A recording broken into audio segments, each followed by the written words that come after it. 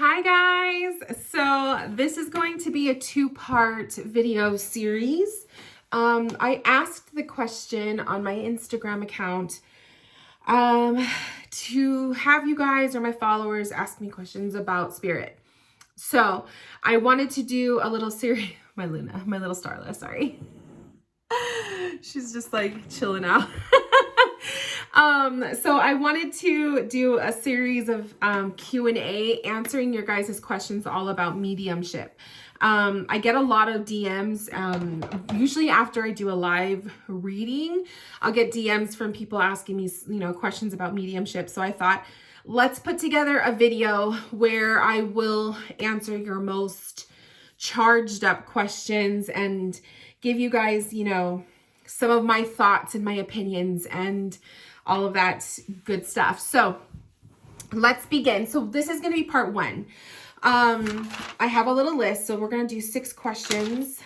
Yeah, we're going to do 6 for part one. So number 1, do you ever get scared? Actually, before we even start with that, what is mediumship? Mediumship is the connecting of our loved ones in spirit. It is bringing through validation of life on the other side.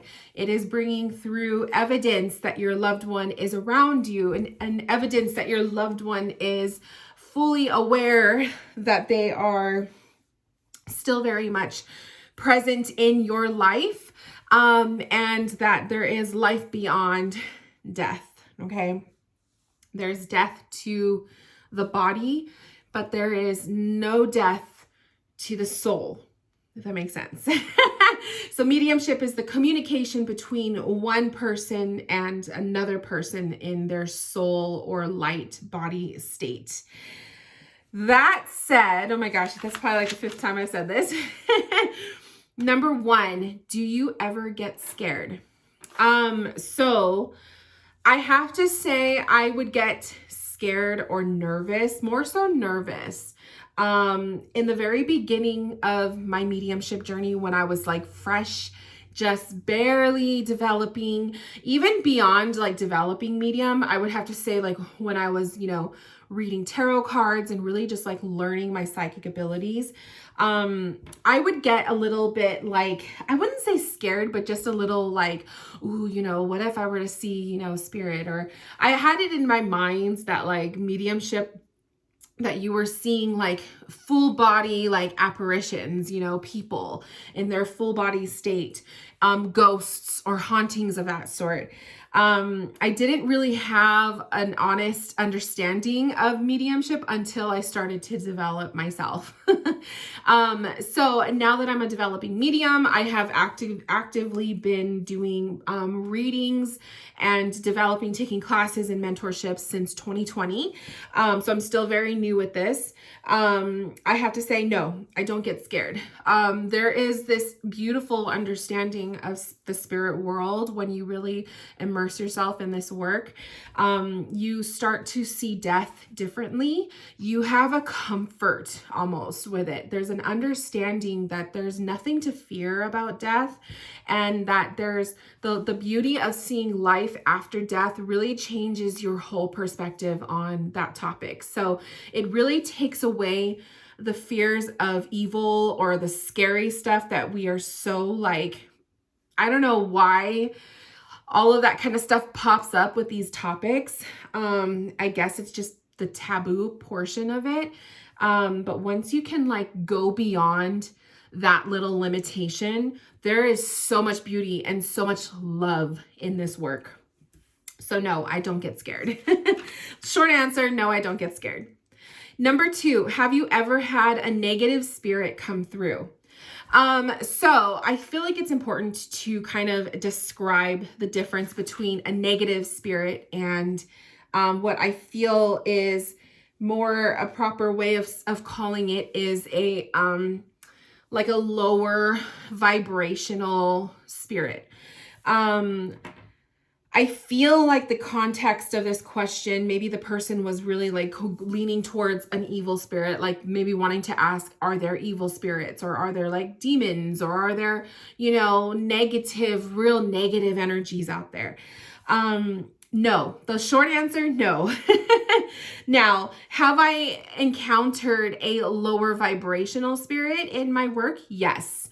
Do they exist? Yes. Lower vibrational spirits are, in my understanding, and of course, there will be different people out there with different understandings, but with my understanding, a lower vibrational spirit is somebody who is still here in like within the earthly realm, in their spirit realm, but within, trying to either understand their passing. They have not come to an acceptance of their passing. Usually we see the lower vibrational spirits are people who maybe they were murdered. They had their life taken from them, right? Before it was necessarily their time. Maybe it was a freak accident and they just don't accept that they are dead yet. Maybe it is someone who has passed in unfortunate circumstances and left behind little babies, you know, or somebody who, I don't want to say regretful of their passing, like if they were, you know, responsible for their passing, but maybe there are unfulfilled, like there's not closure, or there's still business that they have to do, or they feel that they need to do, or a message that they need to relay to a certain someone in their life before they can fully accept their new body, right? Their light body. So that's my understanding. Why is it called low vibration though? So I feel, and this is my understanding, I could be wrong, but my understanding is if there's somebody who's not accepting their passing, or they're just like, if they were murdered and they're just not ready to go to the light.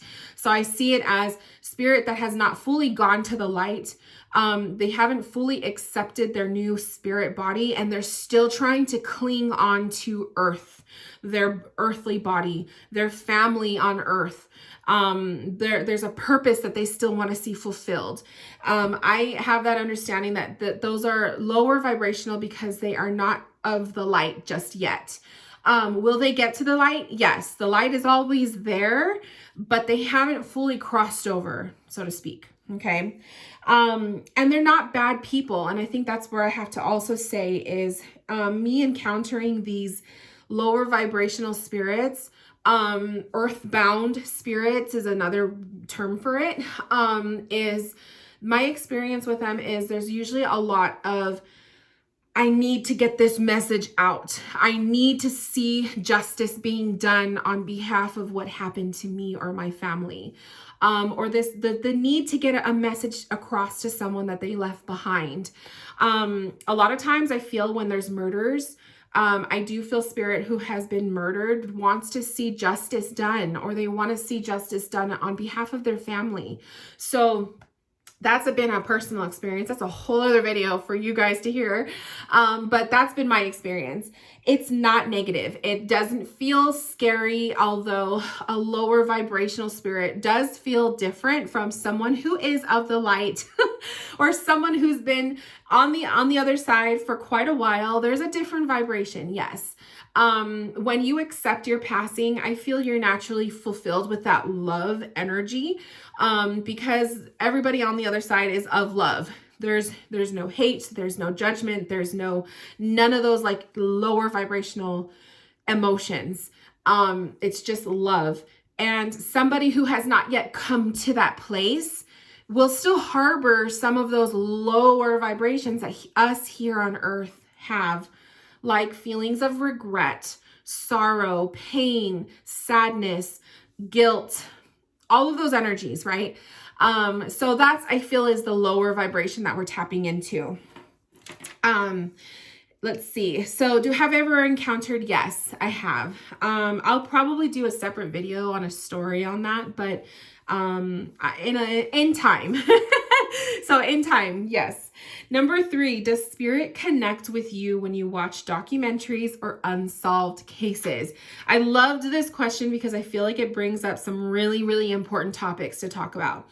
So, short answer, does spirit connect with you when you watch documentaries or unsolved cases? No, but yes. It's kind of like I do not feel spirit as in I'm not mediumshiply. I'm not connecting with that person on a mediumship level. It's more of a psychic soul to soul connection.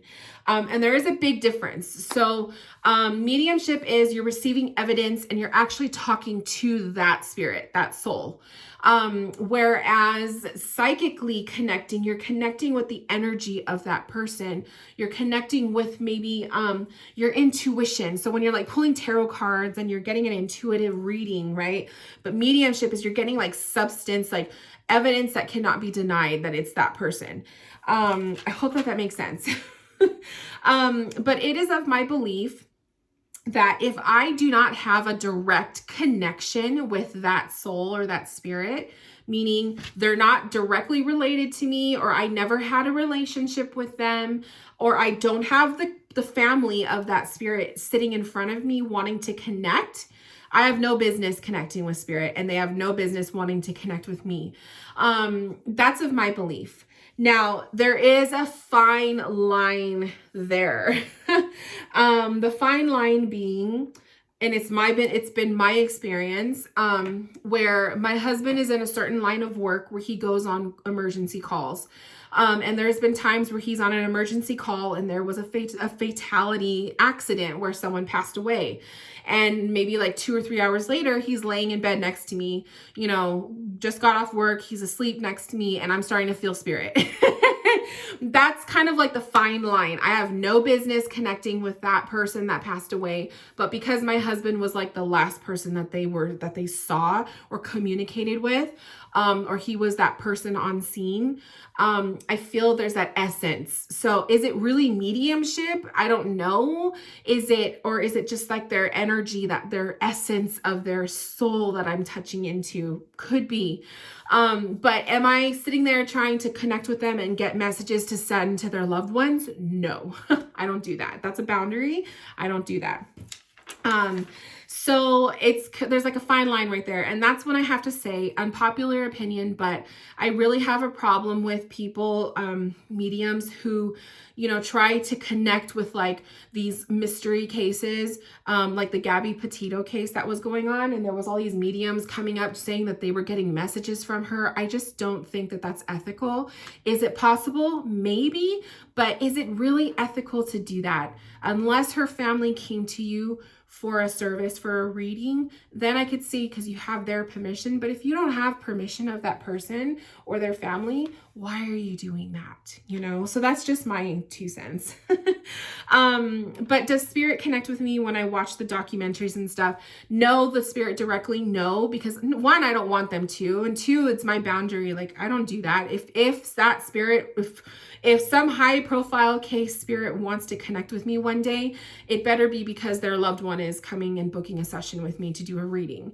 But I put up my own boundaries of like, if I have no business, I don't want to, relay messages unless your loved one is like in my Zoom call with a session.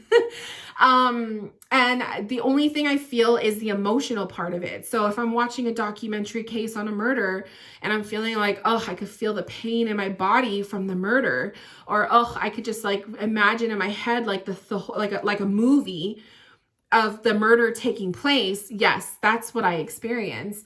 More of an empathic connection, but I'm not communicating with, the serial killer. Thank God. Number 4, in a group setting, does spirit come immediately or until you open sacred space? And I love this because the person who asked this question is in my Spirit Moon membership. And so they have seen me do a couple group readings. So when I open sacred space, if you guys have never had a session with me, I always have a candle and I say a little prayer. I light my candle, and it's pretty much my boundary that I set up. It is my rules that I set up with spirit prior to starting to do professional readings, where spirit knows when I say my prayer and I light a candle, doesn't matter what candle, but when I light a candle and I say the prayer that the circle is open, they know I'm ready for business. They know I'm ready to connect. So that's the reason why I do this. Now, do I feel spirit if I don't have this lit? Yes, because I will give myself permission to open up and feel. So no, I don't necessarily need to have the space, the circle open to feel spirit. It can happen at any time. And then do I feel spirit come immediately? Yes. So if I'm in a group Zoom call and there's like 10 of you guys in there, and I'm the only medium and I haven't lit my candle yet, I will already start to feel spirit. It also happens too in my one-on-one sessions. I tend to start to feel your loved ones or messages about 24 hours. Usually that's like, it's about 24 hours before the session, I'll start to feel stuff. And for example, it could be, maybe I feel like a stomach ache, or it's like a random migraine that popped up, you know, or it's a random thought, or a song has been stuck in my head, or a feeling of a topic that I want to talk about will come to me. And those are all signs to me. Like, I usually take them as signs. So I'll usually write them down in my little notebook, or I'll just make a mental note to ask my client at the time of session. But I am not physically interacting with their loved ones until I'm in session. That's my boundary. Because that would just drive me crazy. So yes, in group settings, I do feel spirit come immediately. Usually it's like I could feel people around me, or in my mind's eye, I will see it's like a group of people coming in and they're just kind of standing there waiting until the candle's lit, and then they're like, it's not that dramatic, but it could be. Number 5, exercises to open mediumship abilities. So, basically the very first thing that I always tell my students or my mentorship students, the first thing that you need to do is, set your boundaries. Okay. So like I was saying, when I set my boundaries, I tell spirit, I don't want to talk to you at 4 a.m. in the morning when I'm trying to sleep. So spirit knows when I'm sleeping, please don't bother me. Every once in a while, there will be sometimes an experience where spirit will just come through real quick and they're insistent, or if my husband just came home from a bad accident, that kind of stuff. But usually it's the higher vibrational spirits that they will follow the rules. It's the lower vibrational ones that don't, because they don't know any better. And it's okay, but you just have to be really firm with them. Other boundaries is, on my days off, I don't want to work, don't come to me on my days off. And the biggest boundary that I have is, if you want me to relay a message to your loved one, I'm not going to your loved one to tell them I have a message for you, because that's unethically correct. That is like a scammer, right? I just don't do that. So spirit knows, if you want a session with your loved one, you need to get your loved one to somehow find me, and book a session. And it happens, like the way universe works, it happens. But I'm not going to physically like go out of my way to try to find you, or pull what's her name? The Long Island medium. I'm not going to be like going grocery shopping and, tapping on someone's shoulder to tell them, oh, I have your loved one with me. Can I relay a message? Like, I don't do that. So anyways, to answer your question, exercises to open mediumship is 1, set your boundaries with spirit. If you know this is the work you want to do, you need to first tell spirit, this and this and this. This is what I'm okay with. This is what I'm not okay with. And then after that, you need to become familiar with your energy. You need to know what your aura feels like and what your energy feels like, so that you can tell the difference when something else comes in. Okay. The best way I could describe it is, if you close your eyes and you're sitting with yourself, you know what you feel like, right? And you know that feeling when, like, let's say you live in a household of like a bunch of people, and you're in your room by yourself, and then someone were to walk in your room. You know how you could kind of feel that energy? That's the same way spirit feels. So when you know your energy, when you're in mediumship, you are meditating, you're sitting in the power, you know what your energy feels like. And then you are saying, like, I'm open to receiving message, like, spirit, come through. you will know the feeling of something else in your aura. Like, you just know. So if you don't know what that feels like, then you know you need to sit in the power. Sitting in the power is like literally sitting in silence, and you're just feeling your energy. That's the first, like one of the first things I always share with my students of like what you need to do. And then after that, there's practices. There's techniques to learn. Read mediumship books is really, really good. Fulfill your life on a daily basis with mediumship topics. So reading mediumship books, taking classes, get a mentor. It's so important to take classes and have a mentor, at least like for the first, maybe like the first year. Like when I started to really develop my mediumship, this was in 2020.